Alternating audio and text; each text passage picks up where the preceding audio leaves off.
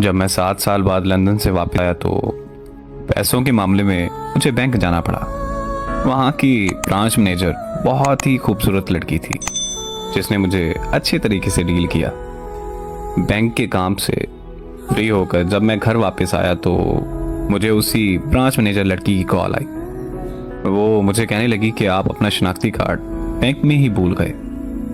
तो मैंने उसे कहा कि मैं कल आकर बैंक से ले लूँगा, लेकिन वो शाम को हमारे घर आ गई। वो मुझसे कहने लगी कि मैं यहाँ पास में ही रहती हूँ। बैंक से वापस घर आ रही थी तो सोचा कि मैं आपको आपका शनाख्ती कार्ड वापस दे दी जाऊँ। हमारे घर में मेरे अलावा मेरे माँ बाप और एक छोटा भाई था। अम्मी ने उससे चाय का पूछा तो उसने हाँ कर दी। फिर उसने बैठकर हमारे साथ चाय पी और वापस अपने घर चली गई। वो मेरी अम्मी की काफ़ी अच्छी सहेली बन गई थी, इसीलिए वो रोज़ बैंक से वापसी पर हमारे घर से होकर अपने घर जाने लगी। मैं और वो रोज़ शाम को चाय पीते और खूब बातें करते थे। हम ना सिर्फ अच्छे दोस्त बन गए बल्कि वो हमारे घर का एक फर्द बन चुकी थी।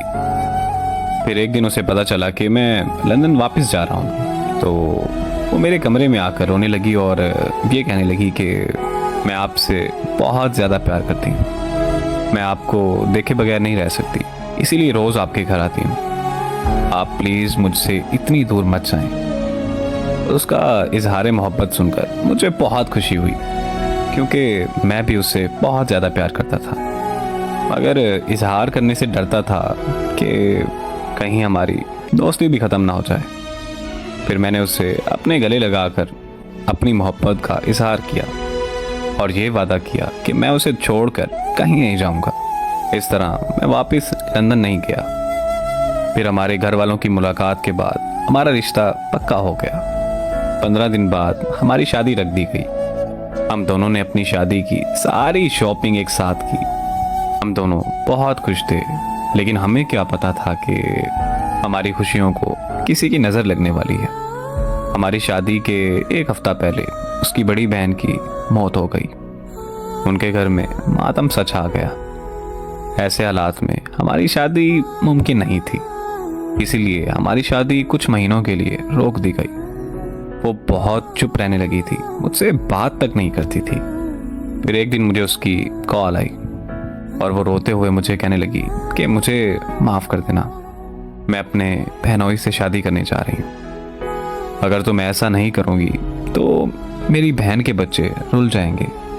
और फिर रोते हुए उसने कॉल बंद कर दी। उसकी शादी वाले दिन मैं लंदन वापस चला गया और अब 3 साल बाद वापस आया हूँ।